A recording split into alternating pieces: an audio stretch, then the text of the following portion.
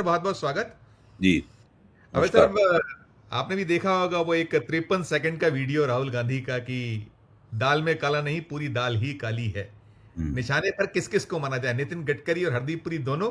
वैसे तो सरकारी पूरी निशाने, प्रधानमंत्री निशाने पे, अमित शाह आ नहीं पा रहे हैं। एक और ये नया सिलसिला, नया मोर्चा चल रहा था जो और उसमें कहीं कह सकते हैं आग में और घी डल गया है। सीधे राहुल गांधी अब इंटरवीन किया है।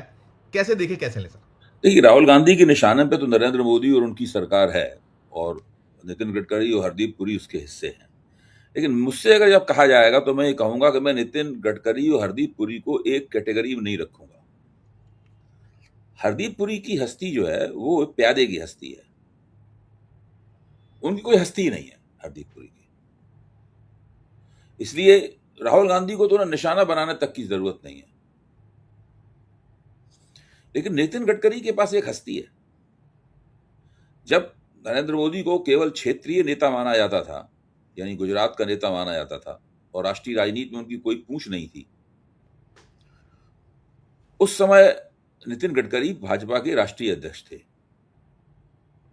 जब अमित शाह को तड़ीपार कर दिया गया था, तो और अमित शाह दिल्ली आकर कोशिश करते थे नितिन गडकरी से मिलने के लिए, तो नितिन गडकरी उन्हें 2.5 घंटा इंतजार कराया तब मिलने के लिए आया। सब लोग जवाब बात को जानते हैं। फिर अमित शाह अरुण जेटली के पास जाते थे और उनसे कहते थे कि भाई हमें जरा फोन कर दो, हमें बुला लें अंदर जो है। तो अरुण जेटली फोन करते थे, तब वो नितिन गडकरी उनको बुलाते थे अंदर। ये स्थिति थी। तो नितिन गडकरी, और जो नितिन गडकरी ने वार भी किया है नरेंद्र मोदी के ऊपर, जो उनका हाईकोर्ट में मुकदमा है, इसमें E20 के सवाल पे वो बोले हैं कि मेरा इस मसले से कोई संबंध नहीं है, ये तो कैबिनेट का फैसला है, इसकी अध्यक्षता प्रधानमंत्री करते हैं। तो क्या वो उस कैबिनेट के सदस्य नहीं है? संयुक्त जिम्मेदारी का काम, संयुक्त जिम्मेदारी का जो जो रिवाज है उनकी वो लागू नहीं होता। वो कैबिनेट के किसी भी फैसले से हाथ नहीं खींच सकते। तो नितिन गडकरी ने बड़ी चालाकी के साथ, इतनी चालाकी के साथ भी नहीं, नरेंद्र मोदी और सरकार के ऊपर वार किया है, अपने आप को उनके कामों से अलग करने की कोशिश की है। राहुल गांधी इस बात को जानते हैं, और काफी लोग इस बात को जानते हैं कि नितिन गडकरी का इस सरकार में रहना दरअसल नरेंद्र मोदी के लिए हमेशा एक न एक तरह की चुनौती है। ये सब चुनौतियां बड़े सोफिस्टिकेटेड तरीके से दी जाती हैं।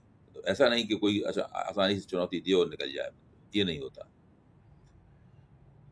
देखिए अब आगे बात क्या होता, क्योंकि आप बताया ना, आपने अपने वक्तव्य में कहा कि शतरंज की बाजी है ये।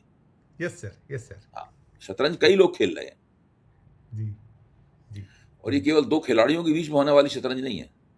जी, ये इसमें एक ऐसी बाजी है, इसमें बहुमुखी कई खिलाड़ी एक साथ एक दूसरे के खिलाफ इसको खेल रहे हैं। जी। जी। अब सर, एक चीज और है, जैसे कल जो ये भी जैन जी चल रहा है लगातार, तेरा जैन जी, मेरे जैन जी। अब राहुल गांधी जी कल जा रहे हैं वो प्रयागराज।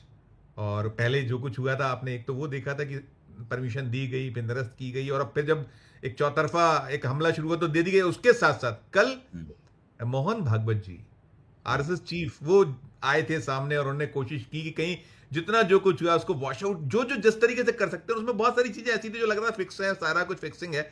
लेकिन बाद में जो चीजें निकल कर आई, जो प्रतिक्रियाएं हैं उन बच्चों की, जो आज का युवा है, तो ये क्या फ्लॉप, किस तरीके इसको कैसे ले सकते हैं, देख सकते हैं? देखिए, मेरा मानना यह है कि मोहन भागवत और नरेंद्र मोदी दोनों की कोशिश यह है कि किसी तरीके से इस मामले को ठंडा कर दिया जाए। जब तक ये मामला गर्म रहेगा, लोगों के मन आंदोलित रहेंगे, उनके वोटरों का मन आंदोलित रहेगा, तब तक, और बहुत दिन तक अगर ये सब चलता रहा, 6 महीने से ज्यादा अगर ये चल गया, तो बहुत बहुत लोग तो उस बीच में ये तय कर लेंगे कि इस बार नरेंद्र मोदी को वोट नहीं देना है। ये बहुत खतरनाक बात है। ये बात जो है, बहुत हो सकता है अभी भी ये लोगों ने बहुत ये तय कर लिया हो, लेकिन ये बात बहुत खतरनाक है। वो चाहते हैं किसी तरह से ये अ, वो किया जाए, इसको अ, ठंडा किया जाए। इसीलिए तरह तरह की बातें कही जा रही हैं। कोई कुछ कह रहा है, कोई कुछ कह रहा है, कोई बहला फुसला रहा है, कोई थोड़ा सा थपकी मार रहा है, कोई कुछ, मतलब ये इस तरह का ये पूरा खेल खेला जा रहा है। ये खेल बड़ा ही, ऐसा नहीं है कि इसके पीछे कोई सोच नहीं है। जो मोहन भागवत, नरेंद्र मोदी सब मिलके जो खेल रहे हैं, इसके पीछे ये भी एक रणनीति है, इसके पीछे भी एक सोच है कि हम ऐसा करेंगे तो उसका इस तरह का राजनीतिक परिणाम निकल सकता है, और हम ऐसा नहीं करेंगे तो जो राजनीतिक परिणाम निकल सकता है वो बहुत ज्यादा मुश्किल होगा, खतरनाक होगा। जी जी, अब ऐसा ये रहा कि कल हमने पूरा उनका जो मोहन भागवत जी का कह लीजिए प्रवचन उवाच जो प्रश्नोत्तरी चली, और उसमें आपने वो देखा होगा कि कई चीज़ें की शिक्षा की जो जिम्मेदारी केवल सरकार की नहीं है, सबकी जिम्मेदारी एक चीज़ आई। फिर उसके बाद उन्होंने वो आरक्षण का भी विषय टच किया, बाकी भी चीज़ें हुई, बेरोजगारी भी हुई। एक चीज़ बड़ी मुझे लगी जिस पे मैं सोचता हूँ आप जरूर उस पर बताइए, उसको कैसे हम डिकोड किया जा सकता है। वो जो पान की दुकान का उन्होंने उदाहरण दिया, ये क्या ये मोदी जी कहते हैं पकोड़ा तले देश के जो युवा हैं, इधर ये कह रहे हैं कि पान की दुकान का। उन्होंने बताया कि सब एक वो बच्चा था, उसने पान की दुकान लाई, 29 लाख रुपए कमा ली, और उसमें श्रमिकों की कहीं साधना और श्रम को कहीं तरजीह देने की बात हुई। इधर आपके लोग मार रहे हैं सबको। तो ये सब उल्टा नहीं पड़ रहा है? जितने नाव खेल रहे हैं सब उल्टे पड़ रहे हैं शायद। देखिए, जब आप इस तरह की बातें करेंगे कि पान की दुकान को के नौजवान जो पढ़े लिखे हैं, जो डिग्रीधारी नौजवान हैं, जो पढ़ते लिखते समय उनके पास अपना किस तरह का जीवन उन्हें गुजारना है, क्या वो अपनी कल्पनाओं में अपने आप को सड़क के किनारे पकौड़ा तलते हुए देख रहे थे जिस वक्त वो फिजिक्स, केमिस्ट्री, मैथमेटिक्स और कॉमर्स और अंग्रेजी हिंदी पढ़ रहे थे? या वो अपने आप को पान लगाते हुए देख रहे थे? न पकौड़ा तलना गलत बात है, कमतर बात है, न पान लगाना कमतर बात है। सवाल यह है कि जैसे मैं पत्रकार बनना चाहता था, मैं एक बुद्धिजीवी बनना चाहता था। अगर मैं अभी पकौड़ा तल रहा होता, या पान की दुकान लगा रहा होता, या बिसात खाने की दुकान चला रहा होता, या हमने एक छोटा सा होटल खोल लिया होता, या ठेलिया लगा रहा होता, तब भी मैं रोजी रोटी कमा रहा होता। लेकिन तब मेरे मन में गहरा संतोष होता कि मैं क्या सोच के चला था और कहां पहुंच गया।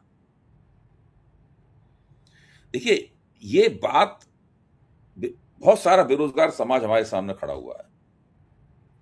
उनसे ये कहना कि अब आपको ये सब रोजगार तो नहीं मिल सकते, अब आप ऐसा कीजिए कि प्लम्बर बन जाइए, अब आप ऐसा कीजिए कि इलेक्ट्रीशियन बन जाइए, अब आप ऐसा कीजिए कि बढ़ई बन जाइए, आप ऐसा कीजिए कि लोहार बन जाइए। प्लम्बर बनना कोई कमतर बात नहीं है, बढ़ई बनना कमतर बात नहीं है, इलेक्ट्रीशियन बनना कमतर बात नहीं है। सवाल यह है कि वो लोग जिनसे आप ये कह रहे हैं वो क्या बनना चाहते हैं, और उन्होंने वोट, आपको समर्थन किस अपेक्षा में दिया था? इस अपेक्षा में दिया था कि हम एक ऐसी सरकार चुनने जा रहे हैं जो हमसे प्लम्बर और इलेक्ट्रीशियन बनाने की तरफ हमें धकेलेगी। तो रोजगार का प्रश्न बड़ा पेचीदा प्रश्न है।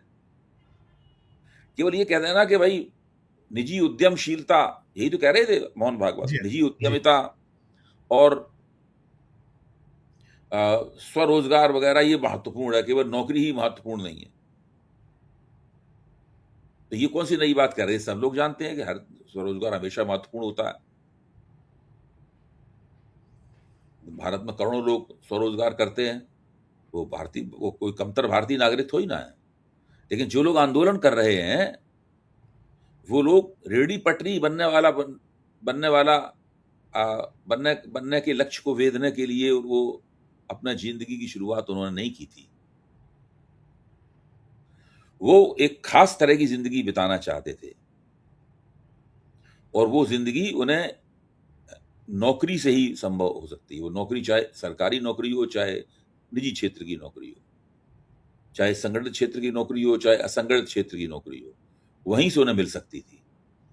इसलिए अगर आप उनसे इस तरह की बातें करेंगे कि आप पान की दुकान खोल लीजिए, आप पकौड़ा तलने का वो ठेला लगा लीजिए, तो समझ लीजिए कि आप जेन जी का जो आंदोलित मन है, उस आंदोलित मन को शांत करने की बजाय आप उसको और ज्यादा अशांत कर रहे हैं। वो और भी प्रखर रूप से आंदोलित होगा। जब मन आंदोलित होता है तो सड़कें भी आंदोलित होती हैं। अच्छा, उन्होंने एक नेता और नेतृत्व वो सब भी इसको डिस्क्राइब किया था। वो सवाल तो सीधे सीधे ये था, जो सारा जो आज की परिस्थितियों में कि जो मोदी को लेकर कहीं वो प्रश्न था और उनकी जो चीजें आई, तो वो उसको किस रूप में देखा जाना चाहिए? जो बातें उन्होंने कही सब वही है कि वो एक देखिए, प्रवचन नुमा थी। इस तरह की चालबाजी में हमेशा एक ये भी दांव होता है कि हम अपने आप को थोड़ा निष्पक्ष दिखाएं और हम ये दिखाते हुए लगे कि हम कोई सत्ता के अंग नहीं है, हम सत्ता से बाहर खड़े हुए हैं और हम सत्ता को भी नसीहत दे सकते हैं, हम मोदी जी को भी नसीहत दे सकते हैं। भारतीय जनता पार्टी को चुनाव जीतने की मशीनरी कहा जाता है, हम इससे भी असहमति व्यक्त कर सकते हैं। जब तक वो ये नहीं करेंगे तब तक उनकी बात को कोई लेगा कैसे? तो जो पूरा मकसद था इस आयोजन का, जो तो मकसद उसके था, पीछे मैं कहना ये चाहता था, देखिए, तो वो ये उन्होंने पहले भी तिकड़म इन्होंने की थी, मोहन भागवत ने, फिर ये तिकड़म इस प्रकार की कर रहे हैं। लेकिन ये बात बहुत गलत है और इस बात को सब लोग समझते हैं। गलत बात इसमें यह है कि भारत में शिक्षा की जो खराब व्यवस्था है उसका अगर कोई व्यक्ति नरेंद्र मोदी से भी ज्यादा बड़ा जिम्मेदार है तो वो मोहन भागवत हैं। इसलिए जिम्मेदार है कि पूरा शिक्षा का मंत्रालय राष्ट्रीय स्वयंसेवक संघ चलाता है। अब शिक्षा में सुधार होना चाहिए, अब वो कह रहे हैं शिक्षा में सुधार होना चाहिए तो शिक्षा व्यवसाय का जरिया ना हो। भाई, शिक्षा व्यवसाय का जरिया ना हो तो जब पूरी शिक्षा का व्यवसायीकरण किया जा रहा है, प्राइवेटाइजेशन किया जा रहा है, तो वो तो आपके नेतृत्व में हो रहा है, आप ही उसे करवा रहे हैं। लेकिन यहां पर आप इस तरह से उपदेश दे रहे हैं जैसे आपका इन सब जो चल रहा है उससे कोई वास्ता नहीं। और ये मानना कि लोग हमारी इस चाल को समझ नहीं पा रहे हैं, ये काफी बड़ी मूर्खता है। इसका मतलब है वो काफी अपने आप को मुगालते में रखते हैं मोहन भागवत जी। सब लोग समझ रहे हैं कि क्या बात है क्या नहीं। सर ये जो प्रधानमंत्री जी की एक रील आई थी, आपने देखा होगा कई दिन बाद, वो अलग तरह की बड़ा रहा ना कि अब हैंडलूम पे रील जारी कर रहे हैं, ये क्या दर्शाता क्या है? देखिए, पूरा तरीका यही है कि सब कुछ ठीक ठाक है और हम लोग विकास की बातें कर रहे हैं और ठंडा किया जाए, सिर्फ पोस्टर लगाए गए कि वो हम जेनजी के प्राउड माँ बाप हैं, लेकिन हमने अपने बच्चों को संस्कार दिए हैं, वो भटकी हुई राह पे नहीं चल सकते, वो गुमराह होने के लिए तैयार नहीं है। एक पोस्टर ये भी है, इसमें जेनजी भी है और नरेंद्र मोदी भी हैं, दोनों एक दूसरे की पीठ से पीठ लगाए खड़े हुए हैं और कहा जा रहा है कि लोग जनता दोनों से प्रेम करती है। अब इस तरह से पोस्टर लगाने से अगर लोगों की राय बदल जाती हो, मेरे ख्याल से ये सब जो नरेंद्र मोदी कर रहे हैं उसके पीछे एक डर ये है कि कहीं इनकी अपनी भक्त मंडली ही इनके खिलाफ ना हो जाए कहीं। तो ये सब बातें भक्त मंडली को संतुष्ट करने के लिए भी की जा रही हैं। अब एक चीज और भी हुई है, वो जो एक तो सीजेपी जो है वो क्या बोलती पब्लिक, वो भी अब सितंबर से उतरने जा रहा है, एक चीज। और दूसरा इसी जैन जी से जुड़ा, वो आपने कंगना रनौत का वो सुना था, वो गटर जैन जी, वो भी अब कहीं पूरा उलट गया। उनका भी एक लंबा चौड़ा आया है वो कि ऐसा था, ये था, सफाई आई। और साथ में कई बीजेपी के सांसद अब ये भी कहीं बहुत बहुत ज्यादा कंफ्यूजन, क्योंकि एक तरफ आरएसएस के जो वो नंबर 3 तो क्या क्या बोल रहे थे आरएसएस के, अतुल्यमय, हाँ। जी लमाय।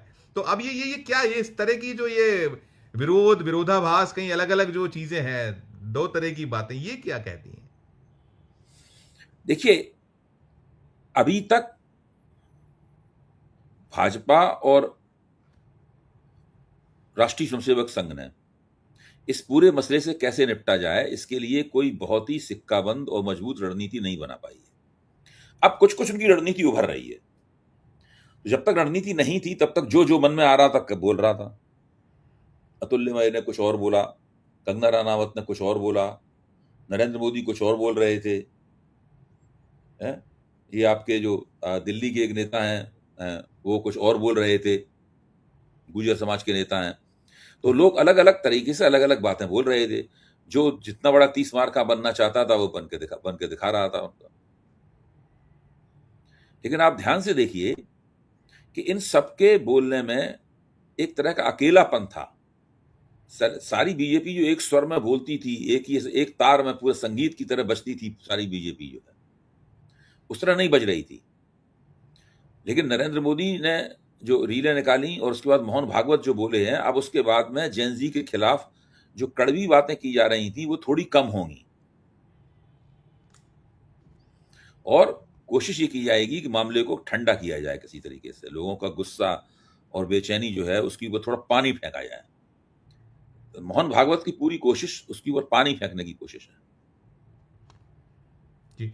अब सर, संसद जो है हम देख रहे हैं दूसरा सप्ताह भी उसी हंगामे, उसी शोर शराबे में सब में डूब गया, चला गया। और चाहे वो बीता सप्ताह हो और चाहे ये सप्ताह हो, वो केवल उनका अपना जो बिजनेस था उस समय थोड़ा सा हो गया था, बाकी कुछ भी नहीं हो पाया। और आज एक मैं आपने देखा होगा कि बड़ा जो शोर शराबे के बीच किरण रिजिजू की एक बयान सुन के हंसी भी आ रही थी और लग रहा था कि किस तरह की बातें ये सरकार की ओर से बनी। वो कह रहे थे कि अमित शाह कितने ब्रेव हैं, उन्होंने उनसे आतंकवादी कांपते हैं, नक्सली कांपते हैं, और जिस दिन वो सदन में आएंगे तो फिर आप सुन नहीं पाएंगे। अरे भाई, वो मुहूर्त क्या है? मुहूर्त आपको आसंदी बार बार कह रही है कि आइए दे दीजिए बयान, विपक्ष भी यही चाहता है, कब आएंगे, क्या होगा, ये इस तरह की ये भी नहीं, अजीबोगरीब दिखता ये जो किरण रिजिजू, देखिए इसमें कुछ भाजपा जब अ, अनिश्चित थी अपनी रणनीति के प्रति, तो जब अनिश्चितता होती है, जब आप एक दूसरे को काटती हुई एक दूसरे की विपरीत बातें बोलते हैं,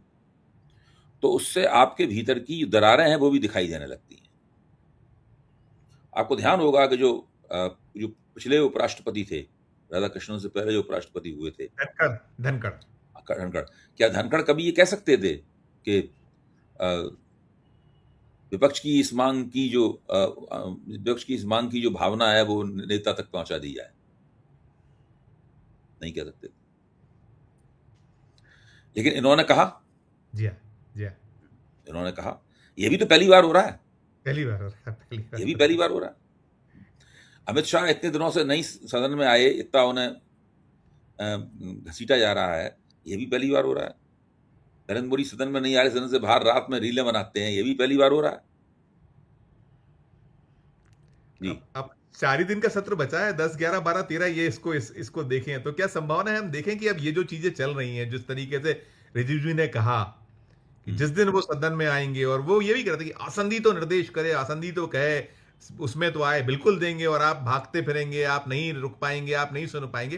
तो हम कुछ माने कि जो अगला सप्ताह उसमें कुछ संभावनाएं दिख, क्योंकि व्हिप भी जारी हुआ है और पहले तो कांग्रेस सब लोगों को ये बताना चाहिए कि जो इतना पराक्रमी कांग्रेस गृह मंत्री है, नहीं, कांग्रेस ने व्हिप भी जारी किया है कि अगले सप्ताह सांसद रहे तीनों चारों दिन। ये भी हो गया, ये भी निकल के आया जी है। जी हाँ, जो इतना इतना पराक्रमी और हाहाकारी किस्म का जो गृह मंत्री बताया जा रहा है, जिसको सुनकर आतंकवादी थरथर कांप जाते हैं, वो अभी तक है कहाँ? मतलब जो है, ये तो भी बताया जाए। वो और बाकी सारे काम कर रहा है, जी। लोगों से जी। मिलजुल भी रहा है, मंगल मिलन भी कर रहा है अपना, लेकिन सदन में नहीं आ रहा है। तो इसके पीछे उसकी भी तो कोई रणनीति है। जिस रौद्र रूप की धमकी दे रहे हैं किरण रिजिजू, वो रौद्र रूप जो है वो अभी तक क्यों नहीं दिखाया गया? तो ये सब बातें करने से काम चलता नहीं है संजीव जी। जी। सर मैं अभी जो बहुत इंपॉर्टेंट वो था कि एक स्पेशल सेशन, वो जो परिसीमन बिल को लेकर था, तो अब ये भी कहीं निकल कर आया है कि नंबर गेम नहीं वो जुट पा रहा है। आप देख रहे हैं कि वो सब कुछ कर रहे हैं कि अभी वो आज जो ये दीगर दो दलों से बुलाए गए सांसद जो हुआ है सारा कुछ पीछे, उनसे बैठक बात और ब्रेवली बोले, सब करें।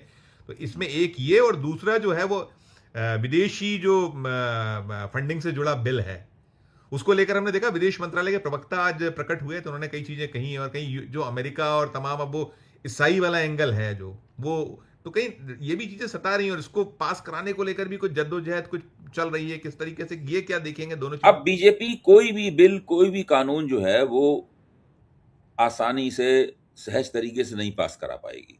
हर चीज में पंगा होगा, हर चीज में दिक्कतें होंगी। बीजेपी की राह अब आसान नहीं है, चाहे वो विदेशी मुद्रा कंट्रीब्यूशन वाला बिल पास कराना चाहे, चाहे परसीमन वाला तो तकरीबन काफी नामुमकिन से ही है पास कराना, क्योंकि द्रमुक ने समर्थन देने के बदले में बहुत कड़ी शर्तें रखी हैं। आज हिंदू ने उनके बारे में विस्तार से प्रकाशित किया है, क्योंकि अमित शाह ने जब ये कहा था कि हम आपकी सीटें डबल कर देंगे, मतलब जो है दूनी कर देंगे, तो ये मौखिक आश्वासन था जी। जो जी। आज तक मौखिक बना हुआ है। सर। इसे लिख के नहीं दिया उन्होंने। तो ऐसा नहीं है कि वो अमित शाह ने मौखिक कह दिया और वो लोग बड़े उत्सुकता पूर्वक बीजेपी के झाड़ पे चढ़ जाएं, ये नहीं हो सकता। जो राहुल गांधी जिस तरीके से मूव कर रहे हैं, देखिए ये जो E20 पेट्रोल वाला मसले को जिस तरीके से उन्होंने फिर अब टेक ओवर किया और उस पर आक्रामकता दिखाई, वो कि वहीं जहां मैंने शुरू किया था, दाल में काला नहीं पूरी दाल काली है। और राहुल गांधी कहते हैं कि एच फाइल ही फाइल, और देखिए 2029 तक अभी इनके पास मौका है, नरेंद्र मोदी के पास। उसके पहले तो कोई बात अनहोनी दिखती नहीं, लेकिन ये जो एक एक करके निशाने पर लिया जाना, एक एक करके हैं तो सीधे निशाने पे मोदी, लेकिन बाकी जो उनके अभी अमित शाह थे और बाकी दूसरे आ रहे हैं, तो ये एच फाइलों का भी सिलसिला लगातार बहुत तेज गति से होगा, और संसद के खत्म होने के तो शायद और ज्यादा सड़क पे ज्यादा गति दिखाई देगी। यहां लाके समाप्त करूंगा, आपका अंतिम देखिए, जो इस अधिवेशन में तो ये कुछ करा नहीं पाएंगे, करा ही नहीं पाए, घबराए रहे, बचाव करते रहे अपना। अब विशेष अधिवेशन बुलाया गया है, उसके बारे में माना जा रहा है कि परिसीमन कराया जाएगा, लेकिन परिसीमन का बिल भी तब लाएंगे उसके अंदर जब इन्हें पूरा विश्वास हो जाएगा कि वो परिसीमन पास करा पाएंगे। अगर विश्वास नहीं हुआ, पहली बात तो अमित शाह सरकार की तरफ से लिखित रूप से, डीएमके ने कहा है कि लिखित रूप से दो कि भाई 71 जो जनगणना है वो 71 में फ्रीज कर दी जाएगी, उनका एक कहना ये है। दूसरा ये है कि सबकी दूनी हो जाएंगी, ये लिख के दो। तो वो अभी तक सरकार को ही तय करना पड़ेगा, ये सब चीजें लिख के देगी। क्या सरकार अपनी पॉलिसी को लिखित रूप से बदल देगी? कुल मिला के मुश्किलें कम होना बहुत मुश्किल है, बहुत मुश्किल। बिल्कुल दिखता है।